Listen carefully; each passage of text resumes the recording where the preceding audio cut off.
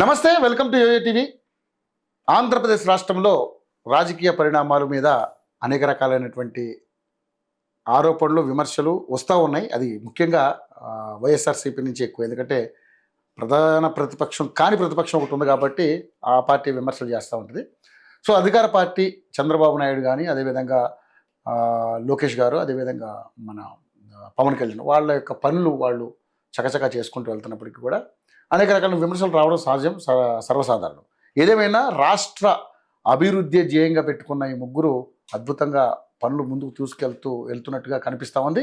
సరే, సూపర్ 6 విషయంలో కాస్త లేట్ అయినా కూడా అవి కూడా ప్రజలందరికీ అందిస్తారు అన్న నమ్మకంతో ప్రభుత్వం ముందుకెళ్తుంది. ప్రజల నుంచి కూడా పెద్దగా దాని మీద వ్యతిరేకత ఏమి వచ్చినట్టుగా కనిపించట్లేదు అనేది చాలామంది విశ్లేషకులు మాట్లాడుతూ ఉన్నారు.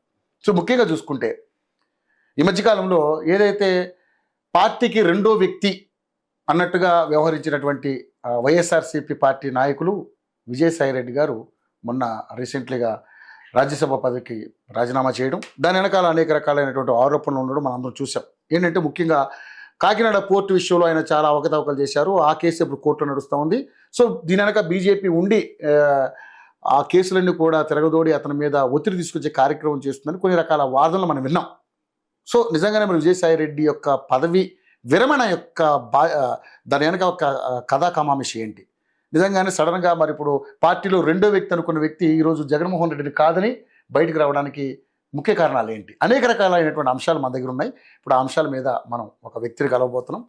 ఆయన రాజకీయ సీనియర్ విశ్లేషకులు కిలారు నాగార్జున గారిని అడిగి మరి రాజకీయంగా ఆంధ్రప్రదేశ్లో ఏం జరుగుతుంది, మరి అక్కడ పరిపాలన విధానం ఏ విధంగా ఉంది, మరి అంటే రానున్న ఎన్నికల్లో వైఎస్ఆర్సీపీ భవిష్యత్తు ఏ విధంగా ఉండబోతుంది, ఆయన మాటలు తెలుసుకుందాం. సార్ నమస్కారం. నమస్తే అండి. ముఖ్యంగా అంటే ఆంధ్రప్రదేశ్ మనం చూస్తూ ఉన్నాం. సార్ గతంలో వాళ్ళు వైనాట్ 175 అన్నారు. చంద్రబాబు నాయుడు గారు ఒక మనం అంటే మరి గమనించడం లేదు, నేను ఈ మధ్య ఒక దాంట్లో చూసా, ఒక చిన్న వీడియో చూసా. ఆయన తమ్ముళ్ళు ఏంటంటే నేను మీకు 11 ఏరని ఇట్లా సింబాలిక్ అప్పుడే ఇచ్చేసాడు. ఇదే విజన్ 2020 విజన్ 2023 అనుకున్నాం. అప్పుడు అది తర్వాత అర్థమైంది. సో 11 వచ్చింది, ఓకే అని పక్కకున్నారు మాట. కానీ మొన్న జరిగినటువంటి తొక్కిసలాట విషయంలో కావచ్చు, అనేక రకాల విషయాల్లో చాలామంది అది సందర్భం లేకుండా కూడా మాట్లాడి ప్రభుత్వం మీద ఒత్తిడి తీసుకొస్తారు. ముఖ్యంగా మరి విజయసాయిరెడ్డి గారు ఇలాంటి చాలా ఇష్యూస్ ఉన్నాయి. ఏంటి సార్ అసలు వీటన్నిటి మీద ఏం సమాధానం చెప్దాం అనుకుంటున్నారు? అంటే ఒకటండి, మనం ఒకటి అనుకుంటే ఇంకోటి జరిగింది అనుకోండి. మనం ఒకటి తెలిస్తే దైవం ఒకటి తెలిసింది. దైవం తెలిసేది తన దైవ నిర్ణయం వేరే ఉంటుంది. ఓకే. కానీ మనం అనుకున్నది జరగకపోతే, అది కూడా వైనాట్ 175 అని ప్రపంచంలో ఏ పిచ్చోడు తీసుకున్నటువంటి ఒక స్లోగన్ తీసుకొని తను నమ్మటమే కాకుండా మీరందరూ కూడా నమ్మండి అని బలవంతంగా వాళ్ళ మీద రుద్ది ఓడిపోతామని ఎలక్షన్ అయిపోయిన తర్వాత కూడా ఇక అయిపోయింది మన పని అన్న తర్వాత కూడా లండన్ వెళ్తూ మనమే గెలుస్తున్నాం అని చెప్పి జనానికి చెప్పి వెళ్ళిన తర్వాత కట్ చేస్తే 11 సీట్లు వచ్చిన తర్వాత ఏమవుతుందంటే సహజంగానే మానసిక సమతౌల్యం దెబ్బతింటుంది. ఓకే. అంటే నేను కాస్త గౌరవప్రదమైన భాష వాడుతున్నాను, చెక్కుతుందా అనాలి. అలాంటి మాటలు మనకు కొంచెం ఇబ్బంది కాబట్టి వాళ్ళు ఆయన లండన్ వెళ్ళక ముందు పిచ్చి పరాకాష్ఠ చేరింది అనుకోవాలి. మొన్న నేను ప్రస్తుతం గుంటూరులో ఎక్కువ ఉంటున్నాను. అవునవును. అక్కడ విపరీతంగా ఆయనతోటి అభిమానం ఉన్నటువంటి మాకు ల్యాండ్ ఇచ్చిన ఒక ల్యాండ్ లార్డ్ వచ్చాడు. ఓకే. మాటల సందర్భంలో ఈ రాజకీయాలు ఏదో మాట్లాడుతూ నన్ను ముంచేశాడు సార్ జగన్మోహన్ రెడ్డి. ఏమైందయ్యా, మేము అసలు విపరీతంగా పనిచేసామండి ఆయనకి, ఓడిపోతున్నాడు అనేది తెలిసింది మాకు. సరే అయిపోయింది కదా, బెట్లు విపరీతంగా నడుస్తున్నాయి, తెలుగుదేశం గెలుస్తుంది అనేటువంటి దాంట్లో ఊరుకోక లండన్ పోయేటప్పుడు అసలు మనమే గెలుస్తున్నాం, బ్రహ్మాండమైనటువంటి దీంట్లో వచ్చేసాం, మీకు ఎందుకు అన్నాడు. ఈ లోపల ఈ ఆరా మస్తాన్ రావు కూడా తయారయ్యాడు మాకు. ఈ 2 పెట్టి 2 కోట్లు పెట్టాను సార్, మొత్తం పోయింది ఊడ్చుకొని అని చెప్పి అన్నాడు. అంటే ప్రజల యొక్క ఆత్మస్థైర్యాన్ని కూడా దెబ్బతీస్తూ వెళ్ళిపోయాడు అనమాట. అయిపోయారు అన్నటువంటిది ఒక్క మాటలో ఆయన మార్చేయగలిగాడంటే ఎంత ప్రజల్ని మత్తులోకి తీసుకెళ్ళాడు. సో ఇందాక మనం అనుకున్నట్టు ఏంటంటే ఈ మానసిక సమతౌల్యం దెబ్బతిన్నటువంటి దాంట్లో నుంచి వచ్చినటువంటి ఈ ఆక్రందనలు, అరుపులు, కేకలు, విమర్శలు, ఏది జరిగినా వరుస పెట్టి చంద్రబాబు నాయుడు, లోకేష్, పవన్ కళ్యాణ్ ముగ్గురు రాజీనామా చేయండి అని రోజా లాంటి వాళ్ళు మాట్లాడటం అనేటువంటిది వాళ్ళ యొక్క మానసిక స్థితిని తెలియజేస్తుంది. ఎందుకంటే నిండా 7 నెలలు కాలేదు, 7 నెలలు అయ్యి ఇప్పుడే 8వ నెలలోకి వస్తున్నాం. అలాంటి సందర్భంలో ప్రభుత్వానికి 164 సీట్లు ఇచ్చి ఎన్నుకున్నటువంటి ప్రజలు ఎన్నుకున్నటువంటి ప్రభుత్వాన్ని ఎక్కడో ఏదో సంఘటన జరగగానే మీరు అందరూ రాజీనామా చేయండి అని అడుగుతున్నారంటే ఏంటంటే 30 సంవత్సరాలు మనమే అధికారంలో ఉంటామనేటువంటి ఒక ధీమా నుంచి అధపాతాళానికి పడిపోవటం మూలాన జరిగినటువంటి ఆశ నిపాతం అంటారు. సో ఆ దెబ్బ ఇంకా వాళ్ళు పూర్తిగా కోలుకోవాలి. సో దాంట్లో నుంచి వస్తున్నటువంటి విమర్శలు. ఇక విజయసాయి రెడ్డి గారు అంటారు, నేను గతంలో చాలాసార్లు నా విశ్లేషణలో జగన్మోహన్ రెడ్డి గారిని దుర్యోధనుడితోటి, ఈ ఎవరైతే A2గా ఉన్నటువంటి విజయసాయి రెడ్డిని శకునితోటి నేను పోల్చేవాడిని. ఇప్పుడేగా చాలా డిబేట్స్లో నేను మాట్లాడాను. జగన్మోహన్ రెడ్డి గారిని దుర్యోధనుడితో ఎందుకు పోలుస్తాను అంటే, తను చేసేది తప్పని తెలిసినా, తప్పని పక్కవాళ్ళు చెప్తున్నా, తను పట్టిన కుందేలికి 3 కాళ్ళు, నాదే ఫైనల్ వర్డ్ అవ్వాలి, నాదే ఫైనల్ మాట కావాలి, మాట తప్పను మడమ తిప్పను అనేటువంటి ఒక స్లోగన్ని, పనికిమాలిన స్లోగన్ని మనిషి అనేవాడు మడమ తిప్పాలి అవసరమైనప్పుడు. డెఫినెట్లీ తప్పు చేస్తూ నువ్వు 4 అడుగులు వేసిన తర్వాత తగ్గేదేలే అని నేను మడమ తిప్పనంటే ఏమవుద్ది? 11కి వచ్చి కూర్చుంటారు. కాబట్టి అలా అన్నది ఎవరు చరిత్రలో మనకి? ఒక దుర్యోధనుడే కనబడతాడు. అందరూ చెప్పారు, ఆ సభలో ఉన్నటువంటి భీష్ముడి దగ్గర నుంచి, ద్రోణుడి దగ్గర నుంచి, కృపాచార్యుడి దగ్గర నుంచి, ఒరే న్యాయం వాళ్ళ పక్కన ఉంది, 5 ఊళ్ళన్నా ఎవరా బాబు బతికిపోతాము, జాగ్రత్తగా ఉండరా అంటే పక్కన శకుని లాంటి వాడిని, కర్ణుడు లాంటి మాటలు నమ్మి అసలు నా అంతటోడు లేడన్నాడు. ఏమైంది? తనుబోవటమే కాకుండా మొత్తం కురువంశాన్ని నాశనం, కౌరవ్ మొత్తం క్షయం అయిపోయింది. కాబట్టి ఆ చరిత్రలో ఆయన చూసాం, మనం కథలు చదువుకున్నాం, దాన్ని ప్రత్యక్షంగా లైవ్లో జగన్మోహన్ రెడ్డి గారి పరిస్థితుల్లో చూసాం. తప్పు చేస్తున్నప్పుడు ఒక ఆడిటర్గా ఉండి నువ్వు ఇలా అయితే శిక్ష పడుతుంది, నీకు అవుట్ ఆఫ్ ద వే వెళ్తున్నావు అనేటువంటిది కాకుండా 3 తరాల నుంచి వాళ్ళ సేవలో తరిస్తున్నటువంటి విజయసాయి రెడ్డి, వాళ్ళు చేసినటువంటి తప్పులో వాళ్ళ భాగస్వామ్యం ఎంత ఉందో దానికంటే ఒక 10% భాగస్వామ్యం ఇతందే ఎక్కువ ఉందని నేను భావిస్తాను. వాళ్ళు చేసే ప్రతి తప్పుడు పనికి బాటలు వేసింది ఇతను, చేయాలన్న ప్రతి తప్పుడు పనికి ఏర్పాట్లు చేసింది ఇతను, షెల్ కంపెనీలు చేసి ప్రభుత్వానికి, చట్టానికి దొరకకుండా ఎలా తప్పించుకొని తిరగాలనేటువంటిది ప్రోత్సహించింది, గైడ్ చేసింది ఇతనే. మరి 100 ఎలుకలను తిన్న పిల్లి తీర్థయాత్రలకు వెళ్ళిందంటే ఎవరన్నా నమ్ముతారా? విజయసాయి రెడ్డి గారి పరిస్థితి అలాగే ఉంది. చేయాల్సిన వెధవ పనులని చేసి రాష్ట్రాన్ని సర్వనాశనం చేసేసి, కుక్కలు చింపిన విస్తరలాగా చేసి, ఇవాళ అతను ఎందుకు వెళ్ళాడు రకరకాల విశ్లేషణలు వస్తున్నాయి. బీజేపీలోకి వెళ్తాడు, లేకపోతే వాళ్ళు ఏదో గవర్నర్ పదవి ఇస్తామని ప్రామిస్ చేశారంట, ఈ పనికి మాలిన విశ్లేషణలన్నీ వస్తున్నాయి.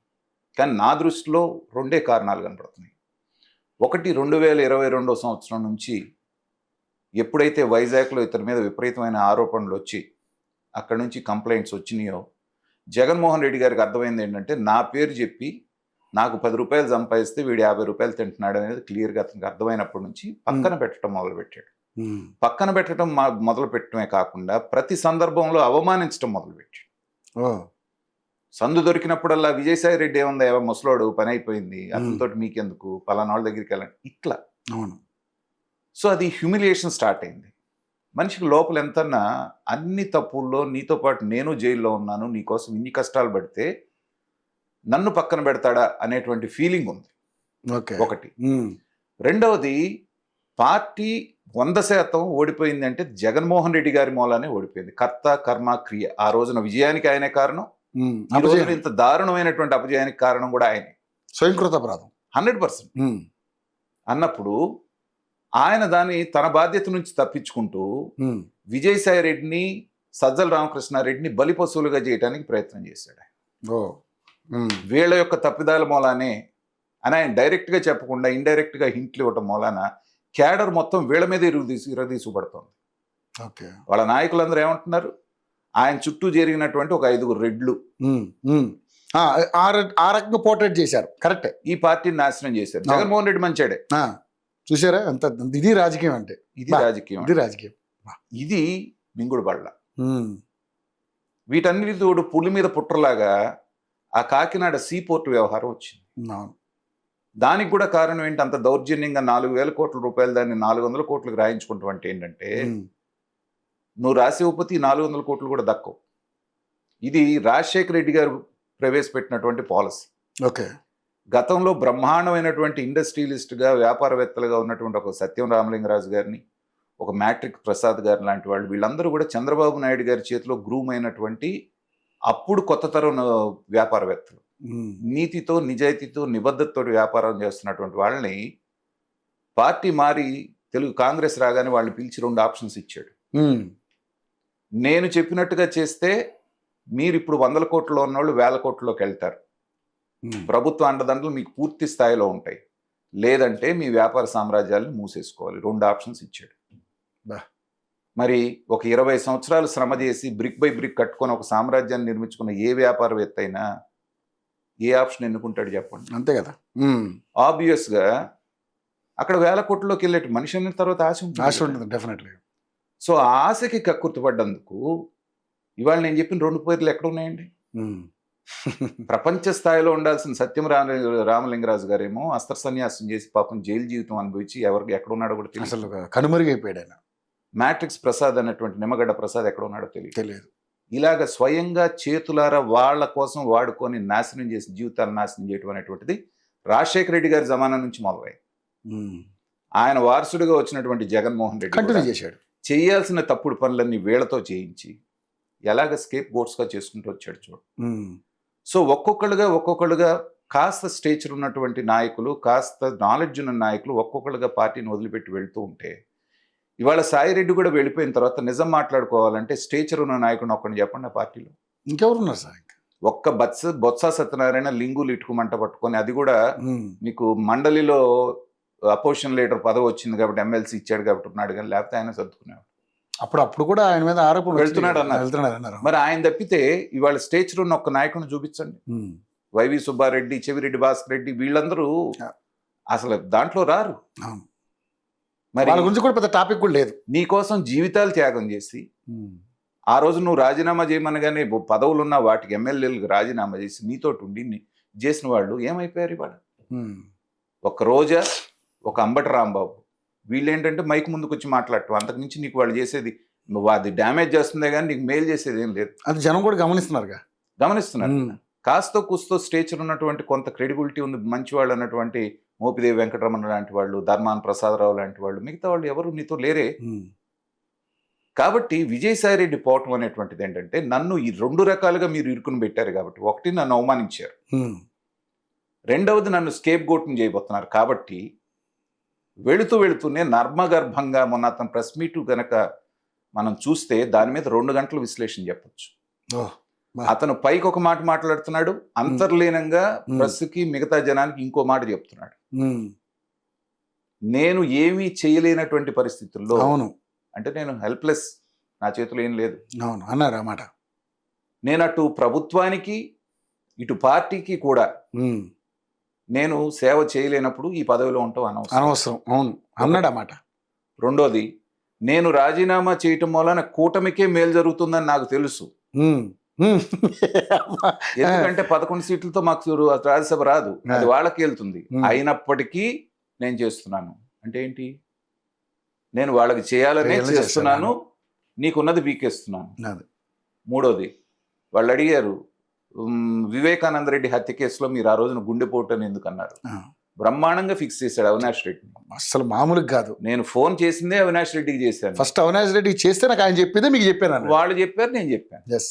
సింపుల్ గా తప్పుకున్నాడు. ఇన్నాళ్ళ నుంచి విజయసాయి రెడ్డి మీద ఉన్నటువంటి విమర్శను మొత్తాన్ని ఆ ఒక్క మాటతో కొట్టేశారు. నిజంగానే ఫుల్ సేఫ్ జోన్ లోకి వెళ్ళిపోయాడు. ఇంకోటి సార్, తెలివితేటలు రాష్ట్ర అభివృద్ధి కోసం ఉపయోగించలేకపోయాడు, కానీ ఇప్పుడు మాత్రం భలే ఎస్కేప్ అయ్యాడు. అనేది ఏంటంటే, జగన్మోహన్ రెడ్డి కానీ లేకపోతే విజయసాయి రెడ్డి కానీ ఈ షెల్ కంపెనీలు క్రియేట్ చేయటంలో 10 రూపాయల షేర్ని 500కి 1000 రూపాయలకి అమ్మేటువంటి దాంట్లో చూపించినటువంటి తెలివితేటల్లో 50% రాష్ట్రాభివృద్ధికి, ఈ పిచ్చితనంగా పథకాలు ఇస్తే నేను గెలిచిపోతాను 30 ఏళ్ళు ముఖ్యమంత్రి ఉంటాననే భ్రమలోకి వెళ్లకుండా, అమరావతి విషయమే తీసుకోండి. చంద్రబాబు నాయుడు గారు చెప్పినట్టుగా ప్రపంచ స్థాయి రాజధాని నేను కట్టలేను, ఏదో ఒక 5,000 కోట్లు 10,000 కోట్లతో మనకు కావాల్సిన బిల్డింగ్లు కట్టుకుంటాను, ఆయన కట్టిని పూర్తి చేస్తాను అనుంటే సగం మంది చంద్రబాబు నాయుడు గారిని మర్చిపోయేవాడు.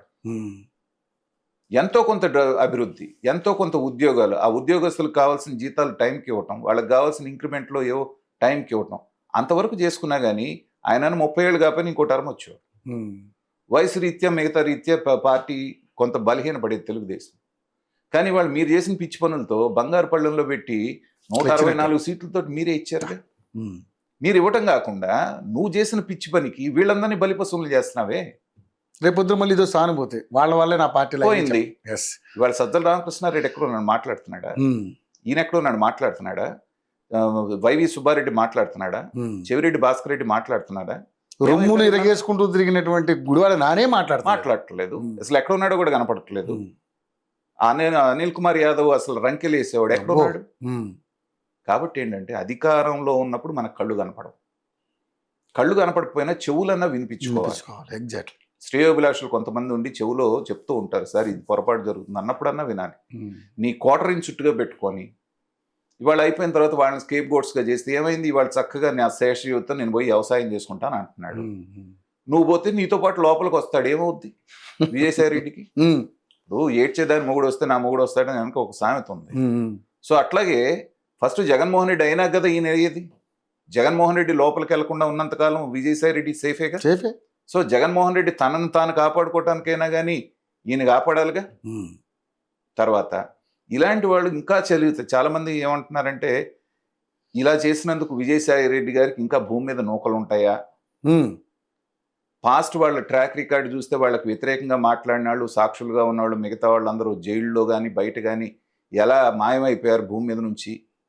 సో అలాంటిది గత పరిణామాలను దృష్టిలో పరిణామాలు, ఎందుకంటే ట్రాక్ రికార్డు ఒకటి ఉంటుంది. దాన్ని చూసి మాట్లాడుతున్నప్పుడు ఏంటంటే విజయసాయి రెడ్డి గారు అంత పిచ్చాడు కాదు.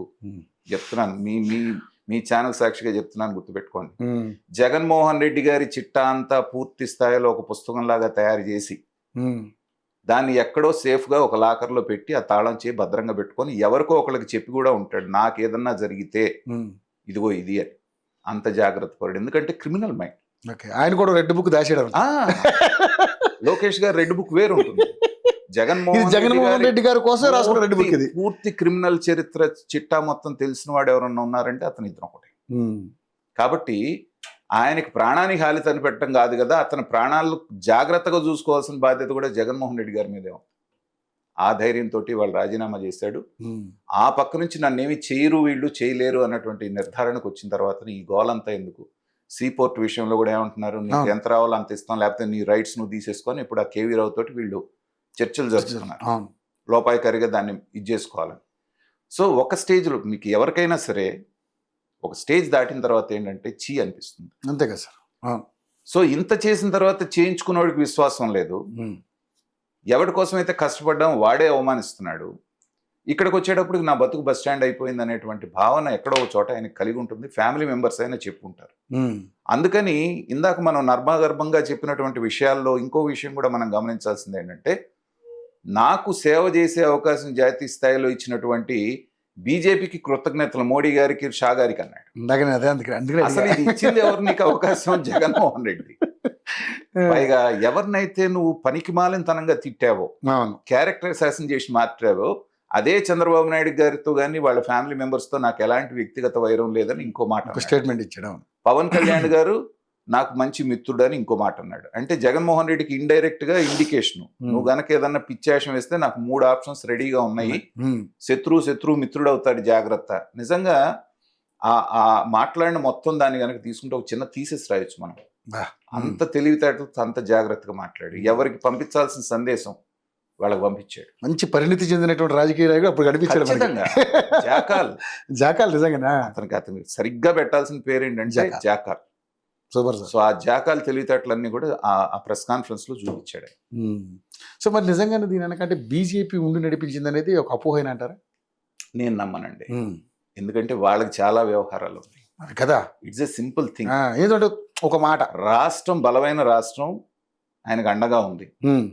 ఒక్క సీటు కాదు కదా, కనీసం 1% ఓట్లు కూడా రానటువంటి పరిస్థితుల్లో 8 అసెంబ్లీ, కొన్ని పార్లమెంట్ సీట్లు వాళ్ళకి వచ్చినాయి ఆంధ్ర రాష్ట్రం. ఇక్కడ రెండో గేమ్ ఆడాల్సిన పని వాళ్ళకి ఏముంటుంది? అంత అవసరం కూడా లేదు. అవసరం లేదు. పైగా జగన్మోహన్ రెడ్డి గతంలో వాళ్ళకి చేసినటువంటి ఇండైరెక్ట్ సహాయం నేను ఇప్పుడు కూడా బలంగా నమ్ముతుంది ఏంటంటే, బీజేపీ స్వయంగా ఎక్కడ అవినీతి చేయదు. వీళ్ళు కొత్త ఫార్ములా కనుక్కున్నారు. అవినీతిని చేసేటువంటి జగన్మోహన్ రెడ్డి గారు లాంటి వాళ్ళని పక్కన పెట్టుకుంటారు వీళ్ళు. పెట్టుకొని వీళ్ళకి ఏ రాష్ట్రంలో ఎలక్షన్స్ ఉన్నా దగ్గర రాష్ట్రాల్లో, సౌత్ ఇండియాలో ఏ రాష్ట్రంలో జరిగినా కానీ వాటికి ఫండ్స్ జగన్మోహన్ రెడ్డి గారు ఏర్పాటు చేసేవారు. ఓకే.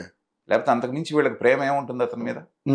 వాళ్ళ చేతికి మట్టి అంటకుండా ఆ రాష్ట్రాల్లో కావాల్సిన ఫైనాన్షియల్ స్టెబిలిటీ అంతా మనాడు ఇచ్చేవాడు కాబట్టి అదొకటే వాళ్ళకి అతని మీద ఉన్నటువంటి ప్రేమ. లేకపోతే చంద్రబాబు నాయుడు గారు దూరమును, జగన్మోహన్ రెడ్డి దగ్గర అవుతాడు ఆ బీజేపీ వాళ్ళకి. అవును. ఇవాళ అతను అధికారంలో లేడు, లేనప్పుడు ఆ రిసోర్సెస్ అతని దగ్గర లేవు, లేనప్పుడు ఇంకా బీజేపీ వాళ్ళకి ఇతనితో పనే ఉంది. వాళ్ళు ఒక్క క్షణం సైగ చేస్తే ఇప్పుడున్న మొత్తం మిగతా వాళ్ళు ఆల్రెడీ 3 పోయారు, విజయసాయి రెడ్డి 4వ వాడు. అదే సార్, ఇది మన మదన్ గారని మీకు గతంలో ఆయన విజయసాయి రెడ్డి గారు. యా మదన్ గారు, వాయిస్ బ్రహ్మాండంగా వినిపిస్తుంది. అయితే ఇక్కడ రాజకీయ విశ్లేషకులు కిలారి నాగార్జున గారు కూడా ఉన్నారు. సో విజయసాయి రెడ్డి గారి గురించి అంటే గతంలో మీరు చాలా పెద్ద విషయంలో మీరు గట్టి ఫైట్ చేశారు. సో విజయసాయి రెడ్డి గారి గురించి మీరేం చెప్పాలనుకుంటున్నారు? అదే సార్, ఇప్పుడు ఈయన నా ఇష్యూ మొదలైంది మా మిసెస్ నేను దేవాదాయ శాఖ కమిషనర్ గారిని కలిసి ఆ బిడ్డ నా బిడ్డ కాదనే విషయంతో మొదలైంది సార్. అవును అవును. సో నాకు అర్థమైంది ఏంటంటే శాంతిను, విజయసాయి రెడ్డికి ఆ విధంగా జీపీ పోతిరెడ్డి సుభాష్ ఈ ముగ్గురు కూడా విశాఖపట్నంలో వీళ్ళు ఏదో దందా చేశారు. దందా చేసి కమర్షియల్ టర్మ్స్, ఈ భూములు ఆస్తులని ఆశ కొద్ది పోయి ultimately they have turn that commercial terms into emotional terms. ఇప్పుడు ఆ ఎమోషనల్ టర్మ్స్ లో ఇప్పుడు ఒకరి భార్యను, 2 ఆడపిల్లల తల్లిని ఈ విధంగా వాళ్ళు మరి ట్రాప్ చేశారో, ఈ అమ్మాయి ట్రాప్ అయిందో, లేకపోతే భూముల కోసమో ఆస్తుల కోసమో సంథింగ్ వెంట్ రాంగ్. మొత్తానికైతే నేను ఆ టైంలో నేను అమెరికాలో ఉన్నాను, మధ్యలో నన్ను రప్పించి ఈ బిడ్డ నా బిడ్డ అని చెప్పడము. తర్వాత విజయసాయి రెడ్డి గారు, నాకున్న doubt Pothireddy Subhash GP government ఆయన కూడా విజయసాయి రెడ్డి మనిషే. తర్వాత విజయసాయి రెడ్డి గారు వీళ్ళ మీద డౌట్ ఉందనేసి కమిషనర్ గారు చెప్పాను. చెప్తే అది ఆ రోజున న్యూస్ లో హైలైట్ అయింది జూలైలో, వాళ్ళు ఏదో లీక్ చేసుకొని. ఇప్పుడు దాని మీద విజయసాయి రెడ్డి గారు తనకి ఎటువంటి సంబంధం లేకపోతే ఈ కెన్ ప్రూవ్ హిస్ ఇంటిగ్రిటీ, తన నిజాయితీని ప్రూవ్ చేసుకోవచ్చు కదా. ఇప్పుడు పెద్ద సభలో కూర్చున్న పెద్ద మనిషి sitting in Rajya Sabha, he might have proved his integrity, rather he is fighting with all people. మరి తప్పు చేయనోడు ఎప్పుడు భయపడాడు కదా. సో మరి ఆయన అప్పటి నుంచి కూడా మరి ఇదే ఫైట్ లో ఉన్నాడు. ఇందులో నాకు చిత్రమైన విషయం ఏంటంటే సార్, ఈ పోతిరెడ్డి సుభాష్ అనే వ్యక్తి అతను డైవర్స్ ఇవ్వలేదు. ఈమె ఫోటోలు దిగాడు, అన్నప్రాసన అంటాడు, శాంతి కడుపు మీద పొట్ట మీద చేతులేసి ఫోటోలు దిగుతాడు. ఇప్పుడు ఈ మధ్య కాలంలో అతను ఏం చేశాడంటే, మాకు శాంతికి నాకును నోటీసులు పంపించాడు, నాకు ఆ బిడ్డకి సంబంధం లేదు, మాకు DNA టెస్ట్ చేయండి అనేది ఆయన అడుగుతున్నాడు. ఎవరు? పోతిరెడ్డి సుభాష్ రెడ్డి అడుగుతున్నాడు. ఓకే. ఇప్పుడు నేను కాదు, పోతిరెడ్డి సుభాష్ కోర్టు ద్వారా పంపించిన సంబంధంలో నేను కాదు అంటాడు పోతిరెడ్డి సుభాష్. మరి మిగతా కాకపోతే ఎవరు? విజయసాయి రెడ్డి గారే మేము ఆన్సర్ చేయరు. ఇప్పుడు ఆయన రిజైన్ చేయడం ఆన్సర్ కాదు సార్ దీనికి. నేను డిమాండ్ చేసిన రెసిగ్నేషన్ కాదు. ఇప్పుడు ఈ భూదందాలు ఈ కాస్త పిల్లోడు పుట్టుక వరకు వెళ్ళింది. నేను చంద్రబాబు నాయుడు గారిని కలిసినప్పుడు కూడా, లోకేష్ గారిని కలిసినప్పుడు, సార్ దీని మీద ఒక సిట్ వేయండి, లేకపోతే సిఐడికి అప్పచెప్పండి, అసలు ఏం జరిగింది 2020, 2021, 2022 ఈ 3 సంవత్సరాల విశాఖపట్నంలో ఏం జరిగింది? సిట్ వేసి స్పెషల్ ఇన్వెస్టిగేషన్ టీం వేసి దాని మీద ఈ భూములు ఎట్లా ఆ నెక్సస్ ఎట్లా ఏర్పడింది వీళ్ళ మధ్య, తర్వాత ఈ పిల్లోడు ఎలా వచ్చాడు, ఇదే సార్. మరి ఇవన్నీ పెట్టి నేను అనుకోకుండా నిన్న న్యూస్ చూసి నేను కూడా షాక్ అయ్యాను. ఇప్పుడు విజయసాయి రెడ్డి గారిని రెసిగ్నేషన్ చేయమని ఎవరు అడగట్లేదు. మరి ఆయన రెసిగ్నేషన్ భయపడి చేశాడా, లేకపోతే దాని మీద ఏమైనా మీనింగ్ ఉందా, వెనకాల గూఢార్థాలు ఏమైనా ఉన్నాయా, implicit meanings? I don't know exactly. మీరేమనుకుంటున్నారు? పోనీ ఈ రాజీనామా వెనకాల ఏమైనా కోణం ఉందంట అనుకుంటారా? అదే సార్, అంటే ఆయన కూడా అపరచానికుడు, రాజకీయాల్లో 30-40 ఏళ్ళకి ఉన్న వ్యక్తి. మరి ఇంకా 3.5 సంవత్సరాలు ఉండగానే రాజ్యసభకి రిజైన్ చేశాడు అంటే మరి దాంట్లో there might be some implicit meaning, ఏమైనా గుడార్థాలు ఉన్నాయేమో దాంట్లో. అంటే ఇప్పుడు జగన్మోహన్ రెడ్డి గారికి ఆయనకి మధ్య ఏమైనా వ్యవహారం చెడిందా, అలాంటి ఏమన్నా ఒక నిర్ధారణకు వచ్చారా మీరు? ఉండొచ్చు సార్, అవి కూడా ఉండొచ్చు. ఎందుకంటే ఇప్పుడు ఈయన ఇంటిగ్రిటీ మీద క్వశ్చన్ వచ్చినప్పుడు, క్యారెక్టర్ అసాసినేషన్ జరుగుతున్నప్పుడు ఆయన ప్రూవ్ చేసుకోవాల్సింది పోయి, ఇప్పుడు ఒకటి సార్, ప్రజాస్వామ్యంలో అన్యాయం జరిగినప్పుడు ఎవడైనా వాయిస్ వినిపించవచ్చు. నేను అదే అడిగాను, సార్ మీ మీద నాకు డౌట్ ఉంది, మీరు కాకపోతే నేను సారీ చెప్తున్నాను కదా ఆయనకు. అదంతా వదిలేసి వాడేవాడు, మదన్ గౌడ ఎవడేవాడు, వాడు వీడు ఏదో మాట్లాడతాడు ఆయన. కాబట్టి ఇప్పుడు ఆయన రిజిగ్నేషన్ అనేది దీనికి సొల్యూషన్ కాదు sir. He might be planning to escape from the punishments. కానీ నా పోరాటం ఆగదు. ఆ సుభాష్ రెడ్డి, విజయసాయి రెడ్డి వీళ్ళిద్దరిలో ఎవరో తేలేంత వరకు నా పోరాటాన్ని ఆపను. I will not stop my fighting until I get the solution. Okay, మొత్తానికైతే మీరు గట్టి నిర్ణయం తీసుకున్నారు. అంతే సార్.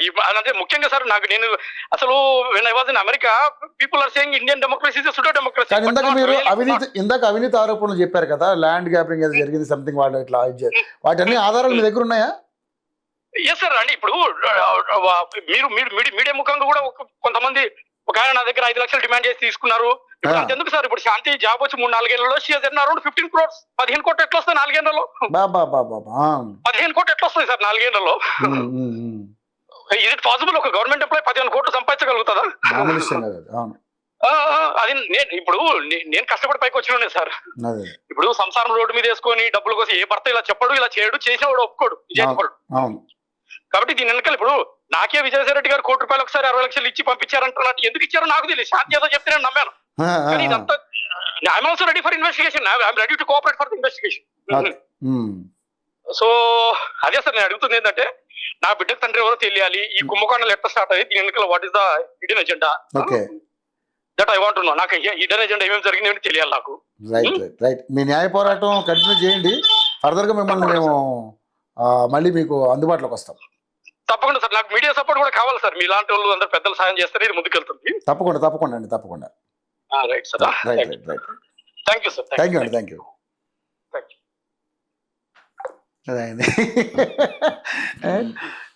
అంటే ఈ మొత్తం కర్ణుడి సావుకు 100 కారణాలు అన్నట్టుగా ఈ వైరాగ్యం రావటంలో ఈ పాత్ర కూడా ఈ పాత్ర కీలకం ఉందంటున్నారు. ఎందుకంటే ఈ విషయం జగన్మోహన్ రెడ్డి గారి దగ్గరికి వెళ్ళినప్పుడు డిఫెండ్ చేయకపోగా, ఇప్పుడు ఆ పార్టీలో చాలా మంది ఎన్ని రకాల వికృత చేష్టలు చేశారు, ఎవరెవరితో ఎలా మాట్లాడారో మనం చూసాం సార్. వాళ్ళందరినీ జగన్మోహన్ రెడ్డి గారు ఎంతగా డిఫెండ్ చేశారో చూసాం.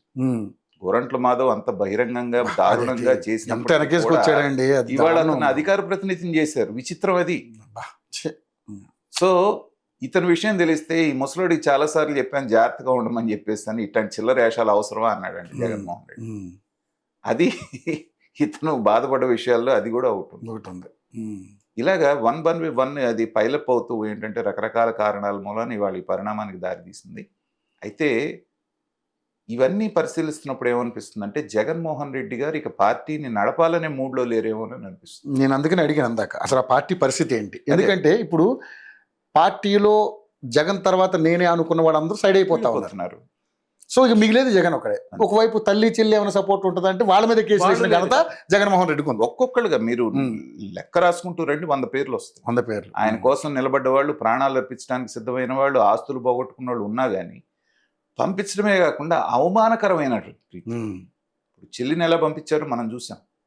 ఆవిడే స్వయంగా చెప్పింది, నన్ను అడిగితే మెడ పట్టుకొని గోడకేసి ఇది చేశారు, కొట్టారనేటువంటిది. తల్లి విషయానికి వస్తే తను చెప్పినప్పుడు తన మీద కేసు వేసింది మనకు క్లియర్గా కనపడుతూ ఉంది.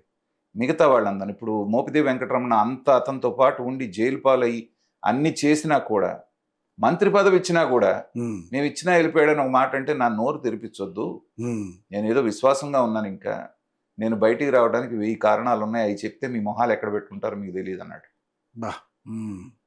సో ఒక్కొక్కళ్ళు బయటికి రావడానికి ఒక్కొక్క కారణం. తర్వాత ఇక్కడ మనం రాజకీయాల్లో గమనించాల్సింది ఏంటంటేనండి, వీళ్ళందరూ నాయకులు వెళ్ళిపోయినా ప్రజల్లో ఆదరణ మీకుంది, ప్రజలు మీ వెనకాల ఉన్నారు అన్నప్పుడు నాయకులు వాళ్లే పుట్టుకొని వస్తారు.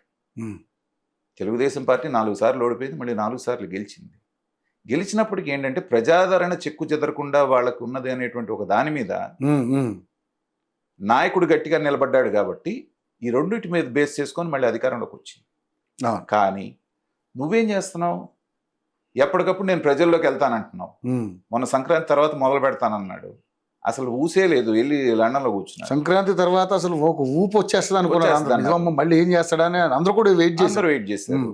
నేను ఆ రోజే చెప్పా, ఆయన ఈసారి ఇంకా పాదయాత్రలు లాంటివి చెయ్యడు.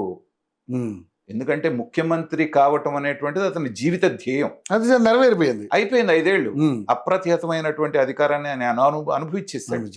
ముఖ్యమంత్రిగా చేసి ఆ స్థాయిని అనుభవించిన తరువాత మళ్ళీ పాదయాత్రకు వెళ్ళటం అనేటువంటిది జగన్మోహన్ రెడ్డి చస్తే చేయడు. గుర్తుపెట్టుకోండి, మళ్ళీ చెప్తున్నాను. అంతేనంటారా? 100%. వెళ్ళిన మొక్కుబడిగా ఏదన్నా వెళ్ళి, నేను గత విశ్లేషణలో కూడా చెప్పాను, ఎక్కడ చెప్పానో గుర్తులేదు, మీరు వాళ్ళందరినీ పిలిపించుకొని మీ ప్యాలెస్కి, తాడేపల్లి ప్యాలెస్కి మీరు చెప్పాల్సింది చెప్పడం వాళ్ళు వింటం ఉన్నంత కాలం మీ పార్టీ పైకి రాదు. మీరు ప్రతి నియోజకవర్గానికి వెళ్ళండి, మీరు అక్కడికి వెళ్ళండి, 2 రోజులు ఉండండి, వాళ్ళందరినీ పిలిపించుకోండి. నియోజకవర్గం వీలు కాకపోతే జిల్లా కేంద్రానికి వెళ్ళండి, వెళ్ళి అక్కడికి వాళ్ళని పిలిపించుకొని వాళ్ళ సమస్యలు విని పరిష్కరిస్తాననేటువంటి నమ్మకాన్ని వాళ్ళకి కల్పించినప్పుడే అంతో ఎంతో మీకు ఇది వస్తుందంటే. నన్ను కామెంట్లో పిచ్చి తిట్లు తిట్టారు. మీరు లేనిపోయిన ఐడియాలు ఇవ్వండి, ఆయన ఆ పని చేయటం మొదలు పెడితే మళ్ళీ ఆ దరిద్రాన్ని మా నెత్తిని రాస్తారని ఆ రకంగా నన్ను కామెంట్లో తిట్టారు. నన్ను నేను నవ్వుకోవాలి అంటే మీకున్న అనాలిసిస్ చెప్పారు. ఇప్పుడు నాకు పార్టీని బతికించుకోవాలి అంటే మార్గం ఏంటని నేను చెప్తే మాకు ఈ దరిద్రం పోయింది అనుకుంటే మీరు మళ్ళీ తీసుకొచ్చి ఇట్లాంటి సలహాలు చెప్పి ఒకవేళ జగన్మోహన్ రెడ్డి కనుక వింటే అది ఇంప్లిమెంట్ చేస్తే 10 సీట్లు పెరిగిన మాకెందుకండి అంటే నేను ప్రజల్లో ఎంత ఆగ్రహం ఉందనేటువంటిది నాకు అదే అంటున్నా. ఇప్పుడు ఎంత విరక్తి చెందున్నారో వాళ్ళు దాని కామెంట్ రూపంలో అర్థం అవుతుంది. నేను ఎందుకంటే ప్రతి కామెంట్ చదువుతాను, ఎందుకంటే దాంట్లో పొగడ్తలు ఉంటాయి, విమర్శలు ఉంటాయి, తిట్టేవాళ్ళు ఉంటారు. ఉన్నప్పుడు ఏంటంటే మనల్ని మనం కరెక్ట్ చేసుకోవడానికి ఒకవేళ సర్వజ్ఞులం కాదు. అవును. సో అది చదివినప్పుడే మనం ఏదైనా తప్పు మాట్లాడినా ఇంకోటి మాట్లాడినా కరెక్ట్ చేసుకోవడానికి అవకాశం ఉంటుంది. అలాంటి సందర్భంలో అందరు ఇవే కామెంట్స్. సో అలాంటి సలహాలు ఇవ్వద్దండి వాళ్ళకి అని చెప్పేసి. సో దీని మీద మీకు ఇంకొక రకమైనటువంటి అపవాదు కూడా తొలగిపోద్ది. మీరు ఈ పార్టీకే చెందిన వాళ్ళు ఆ పార్టీకి చెందిన వాళ్ళు అనే అపవాదు కూడా మీకు తొలగి. ఖచ్చితంగానండి. నేను తప్పు అంటాను, మీకు తెలుసు చాలా సార్లు నుంచి మనం మస్తు చేసాం చాలా సార్లు. ఇప్పుడు చంద్రబాబు నాయుడు గారిని నేను అంటే సపోర్ట్ చేసినట్టుగా ఎందుకు అనిపిస్తుందంటే ఏదో ఆయన నా సామాజిక వర్గానికి సంబంధించిన వ్యక్తినో లేకపోతే మా ఇదనో లేకపోతే ఇది కాదు. జగన్మోహన్ రెడ్డి ఒక పక్కన, చంద్రబాబు నాయుడు గారు ఒక పక్కన, వీళ్ళిద్దరిలో ఎవరుంటే రాష్ట్రం బాగుంటుంది, ఎవరుంటే రాష్ట్రానికి పెట్టుబడులు వస్తాయి, ఎవరుంటే రాష్ట్రానికి ఉద్యోగాలు వస్తాయి, అభివృద్ధి జరుగుతుంది అంటే ఆబ్వియస్గా ఒక ట్రాక్ రికార్డ్ అక్కడ ఉంది కాబట్టి, ఒక మహానగరాన్ని నిర్మించినటువంటి చరిత్ర ఉంది కాబట్టి, ఉద్యోగ కల్పన చేసిన చరిత్ర ఉంది కాబట్టి ఖచ్చితంగా చంద్రబాబు నాయుడు గారి పక్కనే నేను మాట్లాడినట్టు అనిపిస్తుంది. Because it's a fact. అవును. ప్రజలు పెద్ద ఎత్తున నీకు అన్ని సీట్లు ఇస్తే నువ్వేం చేసావు 5 సంవత్సరాల్లో? నీ పాలన వచ్చిన తర్వాత కూడా 3.5 సంవత్సరాల పాటు నేను కామ్గా ఉన్నా, రాజకీయ విశ్లేషకుడు అవతారం ఎత్తలేదు నేను. అవును నిజమే. 3.5 సంవత్సరాలు చేయాల్సిన దారుణాలని చేస్తూ రాష్ట్రం నాశనం అయిపోతున్న సందర్భంలోనే నా వ్యాపారం వేరైనా నా వ్యవహారం వేరైనా రాజకీయ విశ్లేషకుడు అవతారం నేను ఎత్తాల్సిన పరిస్థితి జగన్మోహన్ రెడ్డి గారే కల్పించారు, గళమెత్తాల్సినటువంటి పరిస్థితి. కాబట్టి మీరన్నట్టుగా తప్పు చేసి ఆయన పార్టీ పునర్నిర్మాణానికి ఒక సలహానే నేను ఇచ్చింది. సో ప్రజల దృష్టిలో అదే తప్పు అయిపోయింది. అంటే మీరు చేసిన తప్పులు ప్రజల్లో ఎంతగా, మీ మాటల ఇంపాక్ట్ నిజంగా ఆయన మీద పడి ఆయన నిర్ణయం తీసుకుంటాడేమో, లేనిపోయిన గోల్ ఎందుకు వచ్చింది. కోఇన్సిడెన్స్ ఏంటంటే నేను ఆ మాట అన్న తర్వాత ఒక 4 రోజుల తర్వాత అదే ప్రకటన వచ్చింది. జగన్మోహన్ రెడ్డి గారు వెళ్ళి అక్కడ ఉండి 2 రోజులు స్టే చేసి వాళ్ళందరిది వింటారన్నప్పుడు ఏంటంటే మీరు అన్నట్టుగా క్యాడర్లో కొంత ఉత్సాహం వచ్చింది. అమ్మ జగన్మోహన్ రెడ్డి గారు వస్తారు, అది కనుక ఏదో కొట్టులో రాస్తారు చూడండి, అప్పు రేపు అని రాస్తారు, ఎప్పుడు వెళ్ళినా రేపు అట్లాగే ఉంటది. అలాగే జగన్మోహన్ రెడ్డి గారు ఎప్పుడు వస్తారంటే అది ఎప్పుడో తెలియట్లా. నాయకులు ఏదో చెప్పేస్తున్నారు, ఆయనేమో ఇంట్లో వండుకుంటున్నాడు. సో వీళ్ళు సమర్థించుకోలేక చచ్చిపోతున్నారు. ఇంకో 2 నెలలు పోతే ఎండాకాలం స్టార్ట్ అవుద్ది. ఎండాకాలంలో మనాడు నడవడు, సమస్యలు వెళ్ళడు. కాబట్టి ఏంటంటే పార్టీని నడిపే ఆలోచన జగన్మోహన్ రెడ్డి గారికి లేదేమో అనేటువంటి దీన్ని బట్టి అర్థమవుతుంది. రెండోది, బలమైన నాయకులందరూ నీ దగ్గర నుంచి వెళ్ళిపోయిన తర్వాత నువ్వు అధికారంలోకి వస్తావనే నమ్మకం ప్రజలకి లేనప్పుడు, నాయకులకి లేనప్పుడు కొత్త నాయకులు ఎవరు వచ్చి నీ దగ్గరికి జారలేరు. ఇంకెలా వస్తారు సార్? ఇప్పుడు మీరు అన్ని తానే అనుకున్న వాళ్ళే వెళ్ళిపోతున్నప్పుడు ఇంకెలా వస్తారు? ఎక్కడెక్కడో ఉన్న వాళ్ళందరూ కూడా కాంగ్రెస్ లో ఉన్న 80%, తెలుగుదేశంలో ఉన్న కొంతమంది నాయకులు ఫస్ట్ టైం నువ్వు ఓడిపోయిన రెండోసారి వరకు కూడా నీ వెనక ఎందుకున్నారంటే ప్రజల్లో నీ మీద అభిమానం ఉంది. 2014లో కొద్దిలో 1.5%లో తప్పిపోయావు, లేకపోతే ఆ రోజే ముఖ్యమంత్రి అవ్వాలి. 3 పార్టీలు కలిసి వచ్చినా కూడా 1.5% తేడా జగన్మోహన్ రెడ్డి గారికి దానికి. సో ఈసారి ఎలక్షన్లో తప్పకుండా నువ్వు వస్తావన్న ఉద్దేశంతో ఆ నాయకులందరూ నీతో నిలబడ్డారు. కానీ నీ 5 సంవత్సరాల పాలన చూసిన తర్వాత జన్మలో మళ్ళీ నువ్వు రాలేవన్న ఉద్దేశంతో వదిలిపోతున్నారు. మూల స్తంభాలు లాంటి 4 ఎప్పుడైతే వెళ్ళిపోతున్నారో ఆటోమేటిక్గా సౌదం అనేటువంటిది కుప్పకూలుతుంది. ఆటోమేటిక్గా ఒక పిల్లర్ పడిపోయినా. సో దానికి జగన్మోహన్ రెడ్డి గారే ఆస్కారం ఇస్తున్నారేమో. ఎందుకంటే పోయేవాడిని ఎవరిని పిలిపించి మాట్లాడట్లా. చంద్రబాబు నాయుడు గారి విషయం తీసుకుంటే ఎవరన్నా పోతున్నారంటే పిలుస్తాడు, ఏంటయ్యా కారణం, ఉండు చూద్దాం అంటారు. అది మినిమం. ఉంటారు పోతే కనీసం పోతారు. ఆపుకునే ప్రయత్నం ఎస్. రేవంత్ రెడ్డి గారు వెళ్తానన్నప్పుడు కూడా చూడు రేవంత్ అన్నారు, కాదండి నాకు కంపల్షన్స్ ఉన్నాయన్నారు. ఓకే, నీ కెరియర్ నువ్వు అనుకుంటున్నావు, గౌరవంగా వెళ్ళిపోయావు. ఆ రాష్ట్రం కాదు కాబట్టి నో ప్రాబ్లం, లేదు మంచిగా వచ్చే సీఎం ఇక్కడ అసలు ఆ ప్రయత్నమే లేదు కదా. పోయేవాడిని పోనీ ఏమవుద్ది? సొంత బాలినేని శ్రీనివాసరెడ్డి పోతే ఏమన్నాడు? అదైతే మరి ఎంత హ్యూమిలియేషన్ పడ్డాడు ఆయన సొంత చుట్టమై ఉండి. కాబట్టి ఏంటంటే రాబోయేటువంటి భవిష్యత్ అంతా కూడా వైఎస్ఆర్సీపీకి అంధకారంగా ఉంది. ఇవాళ దావోస్ వెళ్ళి పెట్టుబడులు ఎందుకు తీసుకురాలేదు అంటున్నారు. దాంట్లో మళ్ళీ విమర్శలు. దావోస్ చంద్రబాబు నాయుడు గారు వెళ్ళినందుకు ఒక రకమైన విమర్శలు, చంద్రబాబు నాయుడుతో పాటు పవన్ కళ్యాణ్ ఎందుకు తీసుకెళ్లేదని వాళ్ళు ఇంకో విమర్శ. ఒక 20-25 సంవత్సరాలు ఆయన దావోస్లో ఆయన ప్రతిష్టని బిల్డప్ చేసుకున్నారు చంద్రబాబు నాయుడు గారు. ప్రపంచంలో భారతదేశంలో ఏ రాష్ట్రానికి ఏ రాష్ట్ర ముఖ్యమంత్రికి అక్కడికి వెళ్తే ఎంత ప్రయోజనం వస్తుందో తెలియని రోజుల్లో దాన్ని గమనించి అక్కడికి వెళ్ళి ఒక CEO లాగా ఆయన పాటుపడి అనేకమైన పెట్టుబడులు తీసుకొచ్చినప్పటికీ అన్ని సంవత్సరాలు ఆయన శ్రమని 5 సంవత్సరాల పాలనలో ఆయన కూడా నమ్మకుండా చేసేసారు. నిజంగానే అది నీ గొప్పతనం. ఇప్పుడు ఈ నీళ్ళు ఏమైనా పట్టుకొచ్చాడా అంటే అవి కూడా తేలేదు కదా. నువ్వు వెళ్ళింది 5 ఏళ్లలో ఒక్కసారి వెళ్ళావు. వెళ్తే కూడా ఎట్టుంటుంది ఆ సీన్ ఇప్పటికీ నాకు గుర్తుంది. బ్లూ సూట్లు వేసుకొని అధికారులు, ఆయన కోడిగుడ్డు మంత్రి గారు, ఈయన అందరూ కూర్చొని స్టాల్లో బేరాలు లేకుండా గిరాకీ లేకపోతే షాపులో ఎదురు చూస్తుంటారు చూసారు, ఎవడొస్తాడో కూర్చొని బిత్తర చూపులు చూస్తున్న విజువల్ నాకు ఇప్పుడు కూడా గుర్తుంది. చంద్రబాబు నాయుడు గారు ఒక్క క్షణం అన్నా ఖాళీగా కూర్చున్నట్టు మీకు అనిపించిందా? ప్రతిరోజు కూడా అక్కడ అందరితో మా డెలిగేట్స్ తో మాట్లాడుతూ. సో పనిచేసే వాళ్ళ వ్యవహారం అలా ఉంటుంది. ఇక మనం ఆ వర్డ్ వాడకూడదు కాబట్టి మిగతా వాళ్ళ వ్యవహారం ఇలా ఉంటుంది.